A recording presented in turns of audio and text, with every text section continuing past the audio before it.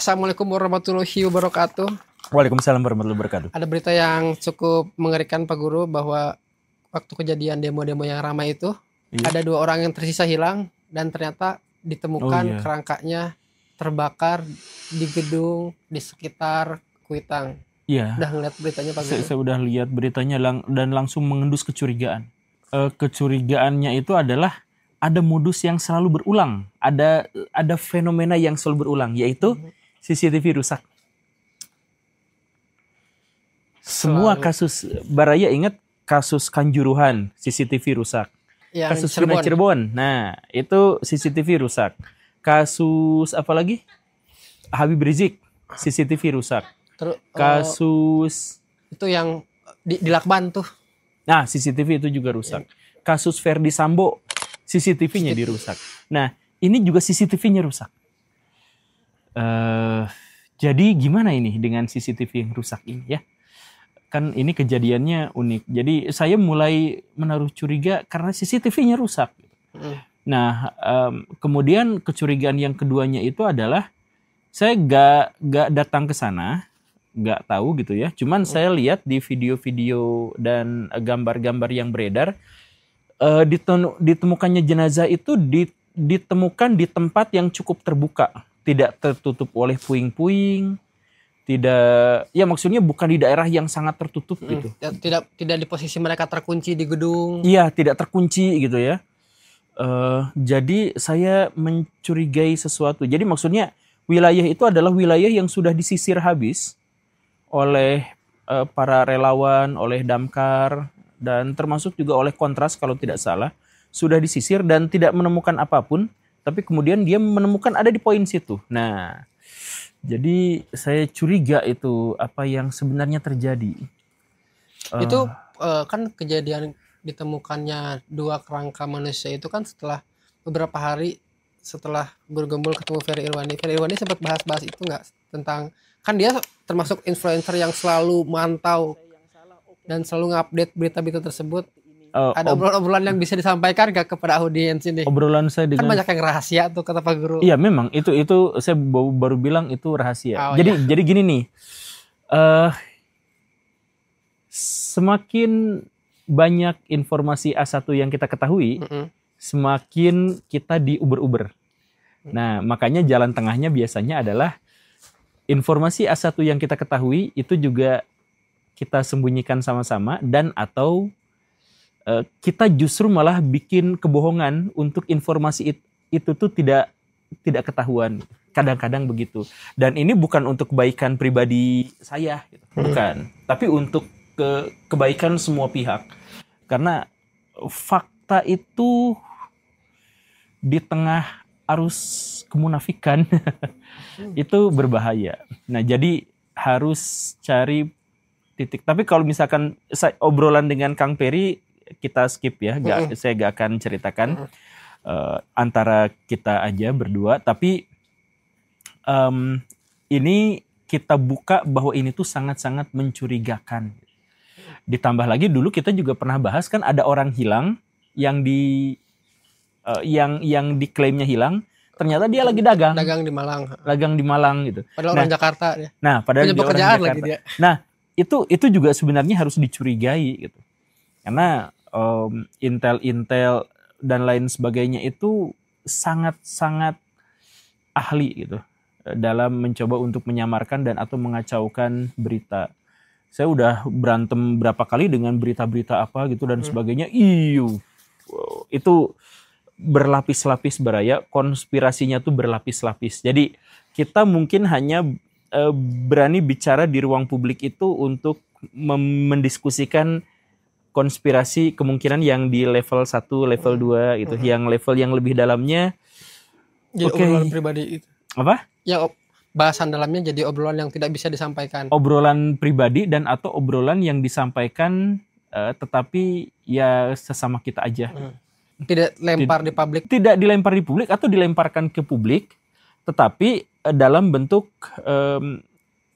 akumulasi yang banyak gitu. Yang udah ada datanya. Jadi misalkan si konten kreator ini atau si aktivis ini atau si ketua ngo ini dia sudah ada datanya, sudah apa. Nah, dia cuma punya data. Nah, kita kasih informasi ke dia biar dia curhat semuanya gitu. Semuanya kita cuma nyumbang informasi itu aja gitu. Karena dia sudah megang datanya gitu, udah megang buktinya.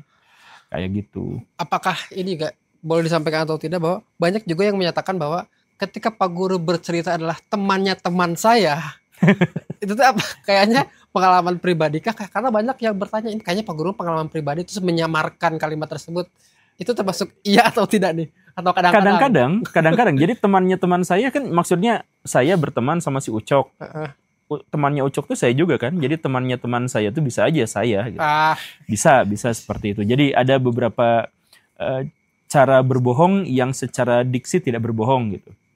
Nah, itu sebenarnya agak ditolerir gitu. Itu teori yang bagus juga tuh. Ya, kan Nabi juga pernah bikin kebohongan dengan cara seperti ini gitu. Sejak saya berdiri di sini saya nggak lihat ada orang lewat gitu. Karena sebelumnya duduk dan ada lihat orang yang lewat. Gitu. Oh iya. Ya kan gitu. Jadi ini sah sih. tapi kadang-kadang. Iya. Ini ada juga Pak Guru berita yang rame di seminggu kebelakangan ini. Ingat ya kita pernah sempat bahas video bahwa ada beberapa tokoh yang mau dijadikan pahlawan nasional. Nah, nama Soeharto ternyata emang jadi salah satu yang paling banyak kuat polemiknya. Banyak yang gak setuju, tapi untuk orang dalam tanda kutip orang-orang tua angkatan 65 dan lain-lain. Tapi statement dari Pak Fadlizon bisa ditonton terlebih dahulu. Oh iya ini. Apa? Ada yang berani menyatakan fakta? Mana buktinya? Kan kita bicara sejarah dan fakta dan data gitu. Ada kan? Enggak ada kan? Untuk nama-nama itu memang semuanya seperti saya bilang itu memenuhi syarat, ya. Termasuk nama Presiden Soeharto itu sudah 2-3 kali bahkan diusulkan, ya, dan juga beberapa nama lain, ada yang dari 2011, ada yang dari 2015, semuanya yang sudah memenuhi syarat. Ya apa faktanya? Ada tanggapan? Ada tanggapan pada masalah-masalah teknis. Pak Harto tidak terlibat dalam genosida tahun 65 itu betul. Memang tidak ada bukti sama sekali. Karena bahkan tidak ada genosida di tahun 65. Genosida itu merujuk dalam secara definisi ya, nanti cek lagi. Itu merujuk pada pemusnahan massal yang berbasis pada etnis tertentu atau kelompok tertentu. Nah, sedangkan pada waktu 65 itu gak ada etnis tertentu yang dibantai. Orang Jawa ngebantai orang Jawa gitu. Bukan orang Jawa ngebantai orang Sunda, semuanya sistematis. Nah, itu namanya genosida. Atau misalkan ngebantai orang PKI, bahkan ngebantai orang PKI pun enggak pada waktu itu tuh. Karena yang dibantai itu random. Yang diduga PKI. Iya. Nah, kalau diduga PKI itu juga enggak. Jadi mungkin setengah dari korban itu adalah orang yang punya hutang sama temannya, si yang punya utang itu ngebantai orang yang minjemin utang. Nah, kejadian-kejadian seperti itu tuh banyak. Nah, kalau pembantaiannya, saya pikir saya cukup percaya diri untuk bisa menampilkan kepada Pak Fadlizon bukti-buktinya. Kalau soal keterlibatan pembantaian itu. Tetapi kalau levelnya genosida itu beda cerita ya. Kalau genosida memang tidak ada genosida dalam artian yang paling sempit gitu, kecuali artian genosidanya diperluas. Tapi kalau genosida artian yang sempit, tidak ada genosida. Pembantaian massal itu ada. Nah, apakah Pak Harto terlibat di situ? Keterlibatannya gini nih. Pembantaian itu klaimnya, jadi ini ada beberapa layer gitu ya. Pembantaian itu dilakukan oleh masyarakat terhadap orang PKI. Nah, itu gambaran umumnya. Nah, ada nggak keterlibatan TNI? Nah, keterlibatan TNI itu ada, tapi tidak terlalu diekspos. Bahwa tentara mempersenjatai rakyat itu tuh ada pengakuan-pengakuan seperti itu. Tapi itu bisa dibantah karena datanya lebih sedikit. Nah, pertanyaan berikutnya, apakah kalaupun terbukti benar bahwa TNI terlibat dalam pembantaian itu dengan menyediakan senjata misalkan, apakah yang nyuruh TNI itu adalah pribadi orang per orang atau dikomando oleh orang tertentu? Nah, layer kedua, siapa layer komandonya? Nah, pembuktian yang ketiga, kalaupun benar di komando, apakah komandannya adalah Pak Harto? Nah, jadi di situ ada 4, ada yang si layernya itu ada 4. Makanya Pak Fadlizon nampaknya cukup percaya diri dengan mengatakan mana buktinya bahwa Pak Harto terlibat dalam genosida itu atau dalam pembantaian itu. Gitu kan? Sebenarnya Pak Fadli, kalau kita punya selidik, kita cari datanya, insya Allah ketemu. Sampai ketika video ini dibuat tahun 2025, kayaknya akses terhadap bukti-bukti itu masih ada. Cuman pernyataan politis itu sepenuhnya berbeda dengan pernyataan hukum dan sepenuhnya berbeda juga dengan pernyataan akademis. Jadi Pak Fadlizon dalam hal ini kan sedang bikin buku yang menjelaskan tentang Indonesia dengan konteks Indonesia sentris, dan karena itu ketika dia melihat Pak Harto, Indonesia sentris itu artinya apa? Ngeliat yang bagus-bagusnya saja dan keberpihakan pada Indonesia. Gitu. Nah, jadi Pak Karno, apakah Pak Karno terindikasi sebagai playboy?